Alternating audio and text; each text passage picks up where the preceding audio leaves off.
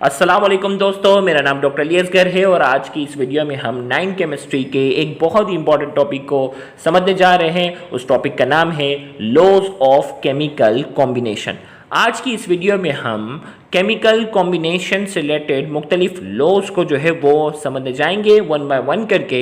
लेकिन आज के इस लेक्चर को शुरू करने से पहले आपसे एक बार रिक्वेस्ट करेंगे कि अगर आपने अब तक हमारे इस चैनल को सब्सक्राइब नहीं किया जो कि सिन बोर्ड टीचिंग के नाम से है, तो काइंडली आज ही आप हमारे इस चैनल को सब्सक्राइब करें और साथ ही साथ बेल आइकन को लाजमी क्लिक करें ताकि हमारी अपलोड करदा तमाम इंपॉर्टेंट वीडियोस की नोटिफिकेशन भी आपको रिसीव हो सके।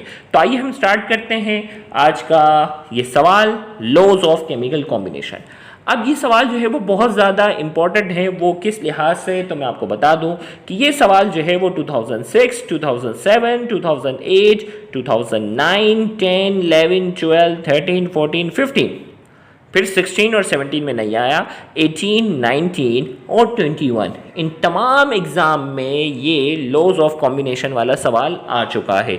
मतलब मोस्ट प्रोबेबली 2022 के एग्ज़ाम में भी इस सवाल में आना ही आना है, किसी ना किसी लॉ का सवाल लाजमी आएगा। तो मैं उम्मीद करता हूँ कि आप तवज्जो से इस लेक्चर को अच्छे से अंडरस्टैंड करने की पूरी कोशिश करेंगे। तो सबसे पहले हम बात करेंगे लॉज ऑफ केमिकल कॉम्बिनेशन के। सबसे पहले डेफिनेशन की बात करेंगे। When one or more substance are changed into quite different substance, it is found that these changes are governed by some empirical laws known as laws of chemical combination। हमें कहा जा रहा है when one or more substance are changed into quite different substance। जब कोई चीज़ जो होती है ना मुख्तलिफ सब्सटेंस में क्या हो जाए, चेंज हो जाए, तब्दील हो जाए। जब कोई चीज़ मुख्तलिफ चीज़ में, मुख्तलिफ सब्सटेंस में क्या हो जाए, चेंज हो जाए, it is found that these changes are governed by some empirical laws. और ये जो तब्दीलियाँ आती हैं उसके पीछे कुछ लॉज होते हैं और उन तमाम लॉज को हम नाम देते हैं लॉज ऑफ केमिकल कॉम्बिनेशन। यानी अगर मैं बात करूँ सोडियम जो कि बहुत ज़्यादा रिएक्टिव है, क्लोरीन, सोडियम जो कि बहुत ज़्यादा रिएक्टिव है, क्लोरीन जो कि डिफरेंट ब्लीचिंग वाली जो चीज़ें होती हैं उसमें पाई जाती हैं। लेकिन यही सोडियम जब क्लोरीन के साथ रिएक्ट करता है तो क्या बनता है, सोडियम क्लोराइड बनता है, नमक बनता है। अब ये नमक तो बिल्कुल अलग ही चीज़ है ना, नमक तो बिल्कुल अलग ही चीज़ है। सोडियम अलग, पूरी अलग चीज़ है। क्लोरीन ब्लीचिंग की स्मेल आती है, वो पूरी अलग चीज़ है। लेकिन यही सोडियम और क्लोरीन जब आपस में क्या करते हैं, रिएक्ट करते हैं, तो नमक एक पूरी एक अलग चीज़ आती है। तो क्या हुआ, केमिकल रिएक्शन हुआ ना, क्या हुआ, केमिकल कॉम्बिनेशन हुई। तो यहां हमने कहा व्हेन वन और मोर सब्सटेंस आर चेंज, जब एक या एक से ज्यादा चीजें क्या हो जाए, चेंज हो जाए इनटू क्वाइट डिफरेंट सब्सटेंस, बिल्कुल एक अलग चीज बन गई ना, नमक बिल्कुल एक अलग चीज बन गई। It is found that these changes are governed by some empirical law. और ये मालूम किया गया कि ये जो तब्दीलियां आती है ना, ये इसके पीछे कुछ लॉज हैं और उन तमाम लॉज को हम नाम देते हैं लॉज ऑफ केमिकल कॉम्बिनेशन। उनको क्या नाम देते हैं, लॉज ऑफ केमिकल कॉम्बिनेशन का हम नाम देते हैं। अब types of laws of chemical combination, अब ये इसकी जो है ना लॉज ऑफ केमिकल कॉम्बिनेशन के अलग अलग जो है वो लॉज हैं, जिसमें आज की इस वीडियो में हम पढ़ने जाएंगे law of conservation of mass.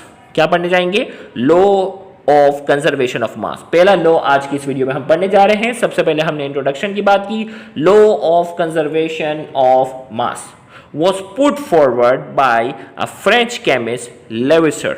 French chemist एक थे जिन्होंने लॉ ऑफ कंजर्वेशन ऑफ मास जो है उसका लॉ पेश किया। अब क्या स्टेटमेंट थी, it states that mass is neither created nor destroyed during a chemical reaction. इन्होंने कहा कि किसी भी केमिकल रिएक्शन के दौरान ना मास क्रिएट होता है, यानी ना मास में इजाफा होगा, ना मास जो है वो डिस्ट्रॉय होगा, ना मास क्रिएट होगा, ना मास डिस्ट्रॉय होगा। या दूसरे अल्फाज में देखो, पेपर में आपने दोनों में से कोई एक स्टेटमेंट लिखनी है, दोनों लिखने की जरूरत नहीं है। याद करते वक्त भी कोई एक स्टेटमेंट कर लेना, लेकिन समझाते वक्त मैं आपको क्या कर रहा हूं, दोनों स्टेटमेंट बता रहा हूं। Mass is neither created nor destroyed during a chemical reaction. Chemical reaction के दौरान मास जो है वो ना क्रिएट होता है ना डिस्ट्रॉय होता है। इसको भी हम डिटेल में समझेंगे। In other words, in chemical reaction the initial weight of reacting substance is equal to final weight of the product. या इसी स्टेटमेंट को आप दोनों में से कोई एक याद कीजिएगा। इसी में से आपको जो है वो दूसरे अल्फाज में कहा जाए, किसी भी केमिकल रिएक्शन के दौरान जो दो चीज़ें आपस में रिएक्ट कर रही होती है ना, उसका जो इनिशियल वजन होता है वो उसके फाइनल प्रोडक्ट के वजन के क्या होता है, बराबर होता है। मिसाल के तौर पर हाइड्रोजन मिसाल के तौर पर हाइड्रोजन और ऑक्सीजन आपस में क्या करते हैं, रिएक्ट करते हैं, क्या बनता है, वाटर बनता है। हाइड्रोजन और ऑक्सीजन जो है वो आपस में रिएक्ट करते हैं और क्या बनता है, वाटर बनता है। तो इनिशियली हाइड्रोजन और ऑक्सीजन का अगर वजन कर लिया जाए कि कितना है, मैं समझाने की हद तक बिल्कुल आसान वर्डिंग में कहूं कि 1 किलो हाइड्रोजन था, 1 किलो ऑक्सीजन था, दोनों ने रिएक्शन किया, क्या बना, पानी बना। तो पानी का वजन कितना होगा, 2 किलो। मास ना क्रिएट होगा ना डिस्ट्रॉय होगा, इसमें कमी बेशी नहीं आएगी। इनिशियल वजन जो भी होगा, आपस में रिएक्शन करने वाली चीज़ों का इनिशियली वजन जो भी होगा, प्रोडक्ट जब बन जाएगा तो प्रोडक्ट का वजन भी क्या होगा, वही होगा। तो क्या कह रहा है, इन chemical reaction the initial weight of reacting substance. भाई किसी भी केमिकल रिएक्शन के दौरान जो रिएक्शन करने वाली जो चीज़ें हैं उनका इनिशियल वेट जो होगा is equal to the final weight of the product. वो किसके बराबर होगा, final weight of the product के। भाई final weight of the product के क्या होगा, ये बराबर होगा। अब जो है वो इसको समझाने के तक, वैसे तो मैंने यहाँ इसकी एग्जांपल समझाई ना। अब for example the union of hydrogen and oxygen to form water. मिसाल के तौर पर हम किसकी बात करने जा रहे हैं, union of hydrogen and oxygen. Hydrogen और ऑक्सीजन दोनों आपस में कंबाइन होते और क्या बनाता है, पानी। If the hydrogen and oxygen are weight before the unite, भाई इनके मिलने से पहले इनका वजन किया जाए, it will be found that their combined weight is equal to the weight of water. भाई कंबाइन होने से पहले अगर इन दोनों का वजन कर लिया जाए तो इनका जो टोटल वजन है, कंबाइन होने के बाद जो पानी बनता है उसका जो है वो क्या है, is equal to the weight of water. पानी के वजन के क्या है, बराबर है। यानी 1 किलोग्राम मिसाल के तौर पर पानी था, 1 किलोग्राम ऑक्सीजन था। रिएक्शन जब हमने किया, पानी बना, तो पानी का वजन क्या था, 2 किलोग्राम। देखो ये सिंपल सादी वर्डिंग में मैंने आपको समझाने की पूरी कोशिश की। अब लॉ ऑफ कंजर्वेशन ऑफ मास को प्रैक्टिकली एक्सपेरिमेंट के जरिए जो है, अब एक साइंसदान ने बाकायदा इसको समझाया। Explanation of law of conservation of mass on the basis of Landolt experiment. अब एक साइंसदान ने जो एक्सपेरिमेंट पेश किया था लैंडोर्फ, उसकी एक्सपेरिमेंट की मदद से हम इसको एक्सप्लेन करने जाएंगे। इंट्रोडक्शन। जर्मन केमिस्ट, जर्मनी से ताल्लुक रखने वाले ये केमिस्ट थे, H Landolt studied about 15 different chemical reaction with great skill to test the validity of the law of conservation of mass. भाई जर्मनी से ताल्लुक रखने वाले एक केमिस्ट थे जिसका नाम था H Landolt, studied about 15 different chemical reaction. 15 मुख्तलिफ केमिकल रिएक्शन के बारे में उन्होंने स्टडी की विद अ ग्रेट स्किल, मुख्तलिफ जो है वो अपनी स्किल की बेस पे, टू टेस्ट द वैलिडिटी, ये चेक करने के लिए कि लॉ ऑफ कंजर्वेशन ऑफ मास जो पेश किया गया है ये कितना सही है। वैलिडिटी क्या होता है, किसी भी चीज की सदाकत को चेक करना कि भाई ये सही है या नहीं है। तो उन्होंने 15 अलग अलग केमिकल रिएक्शन की मदद से जो है वो ये जानने की कोशिश की क्या लॉ ऑफ कंजर्वेशन ऑफ मास सही है या नहीं है। उसमें से एक एक्सपेरिमेंट जो है वो लैंडोर्फ का हम यहाँ समझने जा रहे हैं। तो पहले यहाँ एक्सपेरिमेंट में क्या लिखना है, इससे पहले मैं आपको डायग्राम की मदद से समझाता हूँ। लैंडोर्फ ने क्या किया, एच शेप ट्यूब ली। लैंडोर्फ ने क्या किया, एच शेप जो है वो यहाँ क्या किया, उसने ट्यूब ली और उसके एक साइड पर, एक मिनट थोड़ा सा कैमरा फोकस हो जाए, हाँ, उसके एक साइड पर क्या रखा, AgNO3 सिल्वर नाइट्रेट, और दूसरी साइड पर क्या रखा, हाइड्रोक्लोरिक एसिड, हाइड्रोजन क्लोराइड भी कहते हैं। अब ये ट्यूब जो थी वो क्या थी, सील थी। अब देखो एच शेप ट्यूब थी, इसका एक लिम जो है उसको A का नाम दिया गया, दूसरा लिम जो है उसे क्या नाम दिया गया, B का नाम दिया गया। लिम A के अंदर AgNO3 रखा, लिम B के अंदर क्या रखा, हाइड्रोक्लोरिक एसिड, इस और पूरी ट्यूब को जो है वह सील किया। इस तरीके से रखा कि दोनों आपस में मिक्स ना हो, और इसका वजन कर लिया, वजन किया।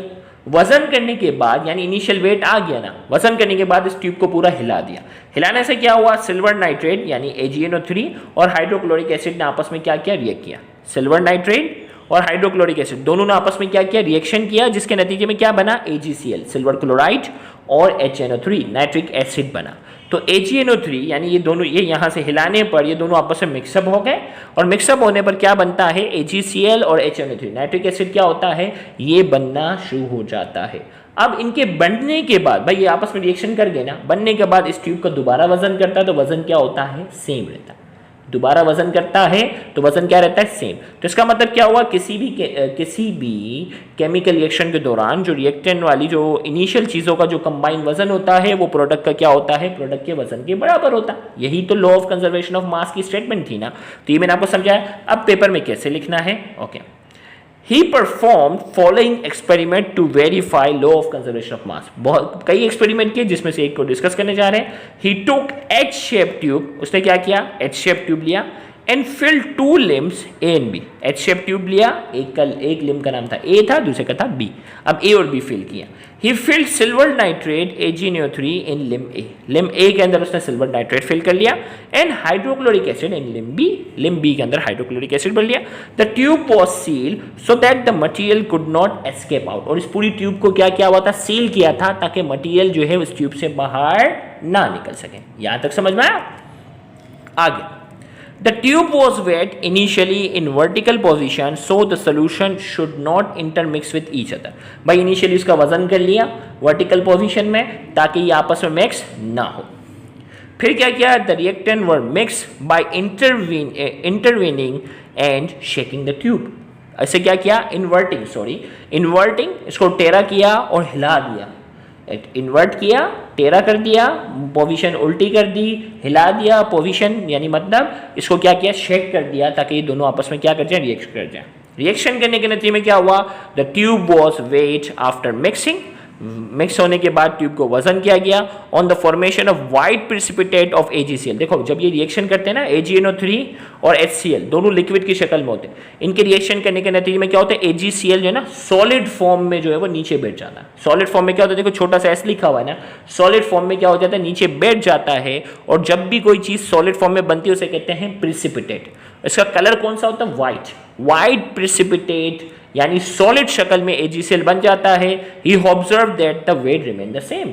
भाई ये AgCl इतना सारा जो बना एंड नाइट्रिक एसिड लिक्विड शक्ल में था, कंबाइन होने के बाद भी उसका वजन क्या रहा, सेम रहा। It is proof that in ordinary reaction there is no detectable gain और लॉस ऑफ मास। लिहाजा से साबित हुआ कि आम रिएक्शन के अंदर जो है मास में कोई कमी बेशी नहीं आती। तो लिहाजा इसने लैंडोर्ट ने लॉ ऑफ कंजर्वेशन ऑफ मास को क्या किया, इस तरीके से प्रूफ किया।